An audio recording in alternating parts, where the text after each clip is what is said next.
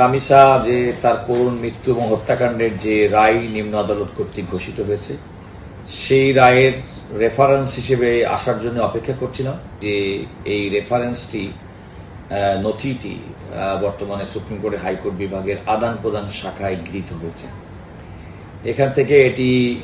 এই সংশ্লিষ্ট শাখায় যাবে এবং আমাদের দুইজন আইন কর্মকর্তা, একজন ডেপুটি অ্যাটর্নি জেনারেল জনাব জিয়ার খান রবিন এবং আরেকজন সহকারী অ্যাটর্নি জেনারেল, তারা সেখানে অবস্থান করছেন এবং আমি ইতিমধ্যেই সুপার এবং ডেপুটি রেজিস্ট্রারের সঙ্গে কথা বলেছি ওভার দ্য ফোন। তারাও অপেক্ষা করছেন যে রেকর্ডটি তাদের সংগ্রহে নেওয়ার জন্য এবং আমি তাদেরকে বলেছি যে আপনারা যত দ্রুত সম্ভব পেপার বুক তৈরি করবেন এবং পেপার বুক তৈরি হওয়া মাত্রই আমাদেরকে জানাবেন। রাষ্ট্রের পক্ষ থেকে আমরা যতটুকু প্রস্তুতি গ্রহণ করেছি যে মুহূর্তে পেপার বুকটি হয়ে যাবে সেটি হচ্ছে এই সুপ্রিম কোর্টের সংশ্লিষ্ট শাখার কাজ।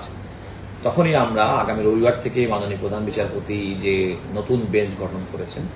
সেই বেঞ্চে আমরা মামলাটি শুনানির জন্য উদ্যোগ গ্রহণ করব। এখানে একটি কথা বলা দরকার, আমি আশা করছি আগামী পরবর্তী 2 কর্মদিবসের মধ্যে হয়তো পেপার বুকের কাজটি সম্পন্ন হবে এবং পেপার বুকের কাজটি সম্পন্ন হওয়ার পরে আগামী রবিবার থেকে যে নতুন বেঞ্চ হবে সেই বেঞ্চের প্রথম শুরুর দিকেই হয়তো আমরা এই মামলাটি শুনানির জন্য তালিকায় আনতে পারব। আমি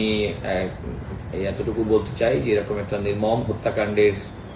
যে রায় নিম্ন আদালত কর্তৃক ঘোষিত হয়েছে, যে মূল আসামি এবং তার স্ত্রী তাদের ফাঁসির দণ্ডাদেশের হয়েছে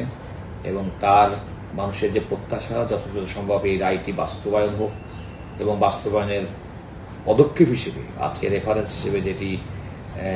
এসেছে নথি সেটা দ্রুততার সঙ্গে শুনানি করা, নিষ্পন্ন করা, তারপরে আসামি দণ্ডিত ব্যক্তিরা যদি কোনো কারণে জেল অ্যাপিল করেন জেল কারার মাধ্যমে সেটিও একটা আমাদের বিবেচনায় রাখতে হবে। তারাও যেন আইনগতভাবে তাদের নিজেদের পক্ষ থেকে যেটি করার সেটি সুযোগ গ্রহণ করেন, সেই সুযোগটু তাদেরকে দিতে হবে। আমরা মনে করি যত দ্রুত সম্ভব এই মামলাটি আপিল শুনানির জন্য আনা এবং শুনানির মাধ্যমে আপিলটা নিষ্পত্তি করার পদক্ষেপ অ্যাটর্নি জেনারেল অফিসের পক্ষ থেকে গ্রহণ করা সম্ভব হবে। এই মামলার আপিল শুনানি যেটি সুপ্রিম কোর্টের হাইকোর্ট বিভাগে অনুষ্ঠিত হবে যে বেঞ্চে,